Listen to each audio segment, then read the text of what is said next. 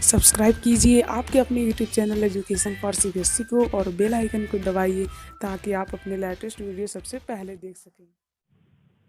Hello दोस्तों, आज के वीडियो में बात करने वाले metal and non metal chapter के बारे में। ठीक है, तो इस वीडियो में मैं बेसिकली आप लोगों को माइंड सेटअप करूंगा। ठीक है, माइंड सेटअप करूंगा या माइंड मेकअप करूंगा, जिसके थ्रू आप लोगों को ये पता चल जाएगा कि हमें क्वेश्चन किस तरह अटेम्प्ट करना है और कैसे करना है, और हमारी अप्रोच बेसिकली अच्छी अप्रोच क्या रहनी चाहिए। ठीक है, और दूसरा हम लोग देखिए, आप लोग इसका स्क्रीन शॉट ले लीजिएगा ताकि आप लोगों को रिवीजन करने में ज़्यादा दिक्कत परेशानी ना हो। ठीक है, क्योंकि मैं देखिए ये क्वेश्चन तो बताऊंगा कि बेसिकली क्वेश्चन किस तरह कौन कौन से टॉपिक से बेसिकली उठता है, और ये भी आप लोगों को थ्योरी पार्ट भी थोड़ा मोड़ा कवर करा दूंगा ताकि आप लोग मेमोराइज भी हो जाए, रिवीजन भी हो जाए। ठीक है, तो आशा करता हूँ वीडियो पसंद आएगा आप लोगों को। तो चलिए देखिए, हम स्टार्ट करते हैं। तो सबसे पहले हमें जो हमारा मेटल और नॉन मेटल है, इसकी हमें फिजिकल प्रॉपर्टीज और केमिकल प्रॉपर्टी हमें याद रहनी चाहिए। ठीक है, फिजिकल प्रॉपर्टी क्या होती है बेसिकली, वही कि हमारा मेटल जो होता है सोनोरस होता है, डक्टाइल होता है, good conductor of heat and electricity होता है, और क्या होता है सोनोरस होता है। ठीक है, और मैलेबल होता है। ठीक है, तो ये सब हमें याद रखना चाहिए फिजिकल प्रॉपर्टीज के बारे में। वही नॉन मेटल इसका जस्ट अपोजिट हो जाएगा। और हम केमिकल प्रॉपर्टीज भी क्या याद रहनी चाहिए कि जब हमारा मेटल वाटर के साथ रिएक्शन करता है क्या बनता है। ठीक है, और जब हमारा मेटल जो हमारे जितने भी साल्ट है उसके साथ रिएक्शन करता है तो क्या बनता है, और या तो हमारे जितने भी कार्बोनेट्स हैं उसके साथ रिएक्शन करता है तो क्या बनता है।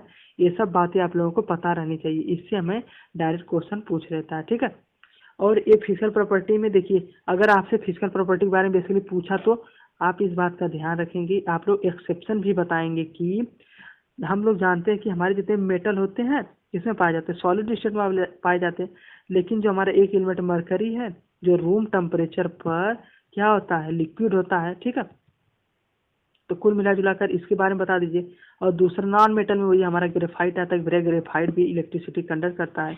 तो कुल मिला जुलाकर अगर आप लोगों से फिजिकल प्रॉपर्टीज पूछेगा तो लिमिटेशन इसका देखिए, कई बच्चे गलती कर देते हैं, मरकरी और ग्रेफाइट के बारे में जिक्र ही नहीं करते हैं। ठीक है, लेकिन हमें जिक्र करना है। ठीक, हमारा दूसरा बात आता है कि रिएक्टिविटी सीरीज क्या होती है।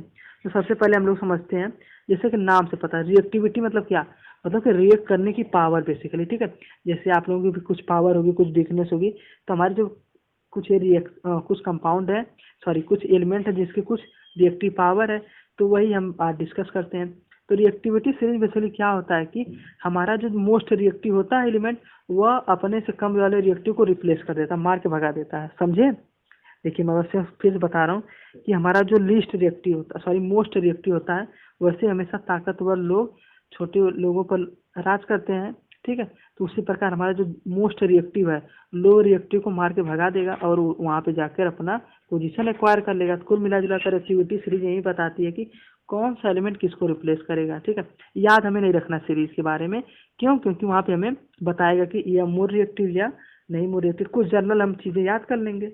ठीक है, और हमारा तीसरा आता है कि हमारा जो आयोनिक कंपाउंड क्या होता है। बताइए आप लोग, आयोनिक कंपाउंड क्या होता है, बहुत सही।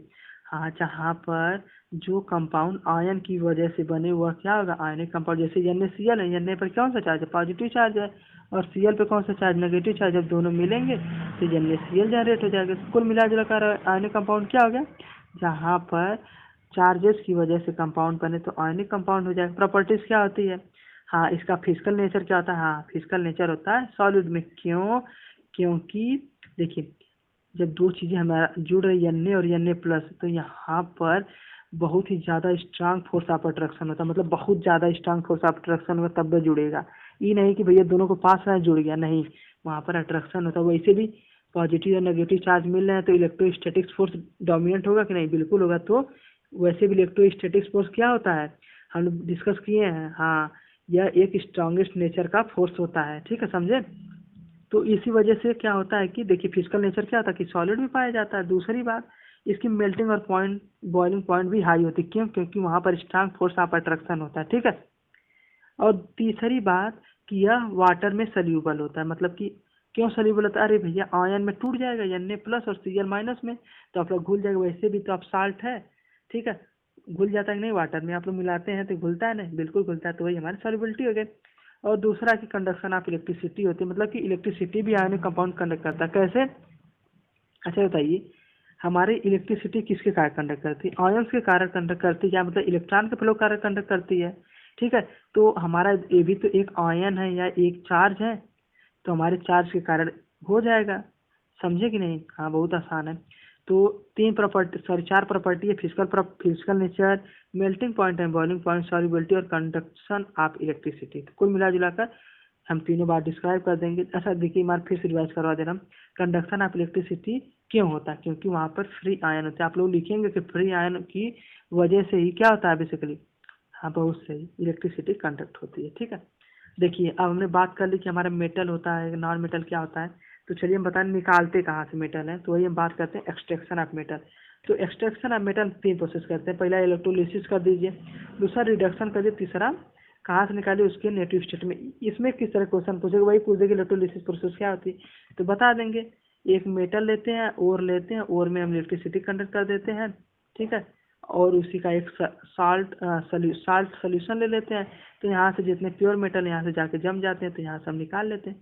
तो कुल मिला जुला कर यही प्रोसेस है इलेक्ट्रोलिसिस। उसी तरह हम कार्बन के साथ रिडक्शन कर देंगे, या तो कुछ मेटल है जो हमारे उसी स्टेट में पाए जाते हैं, जैसे गोल्ड और सिल्वर। गोल्ड और सिल्वर में किसी कंपाउंड नहीं होता है कि भैया इसका ओर है, या प्योर स्टेट में पाए जाते हैं। ठीक है, तो हमें तीन चीज का बात का ध्यान रखना, वही बता देंगे कि इलेक्ट्रोलिसिस से निकालते हैं, रिडक्शन यूजिंग कार्बन करते हैं, और नेटिव स्टेट में पाए जाते हैं बेसिकली।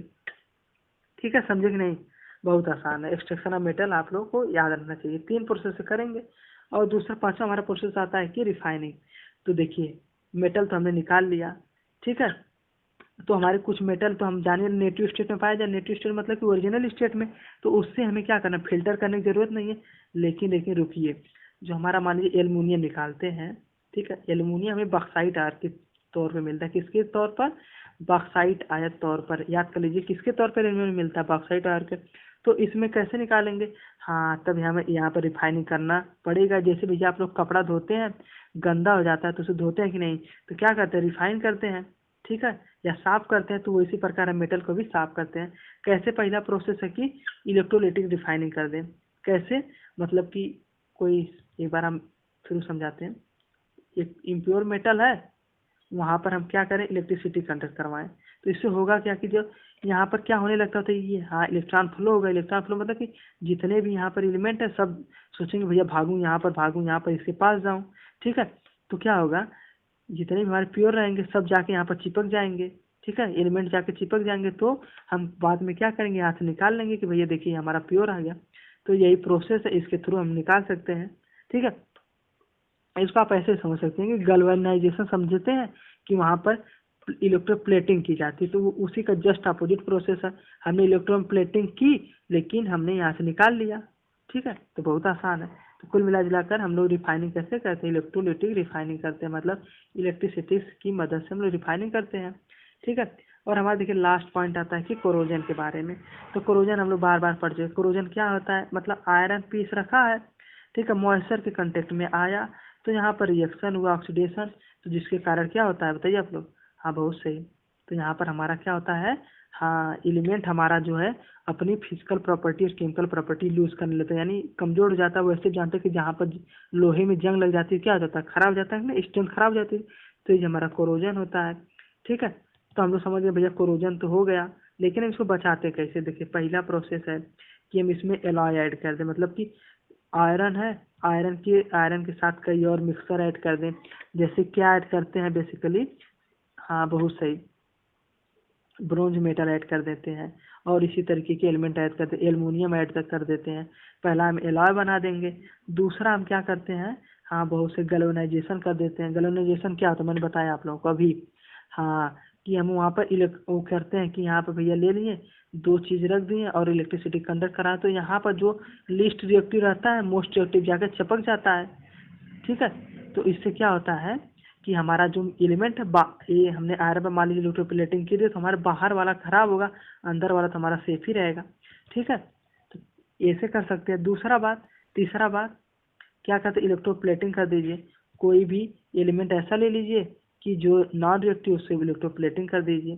ठीक है, और चौथा बात बहुत ही आसान है, पेंट कर दीजिए। वैसे भी आप लोग अगर छत पर या बरामदे में वो लगा हो, क्या नाम से बताइए आप लोग?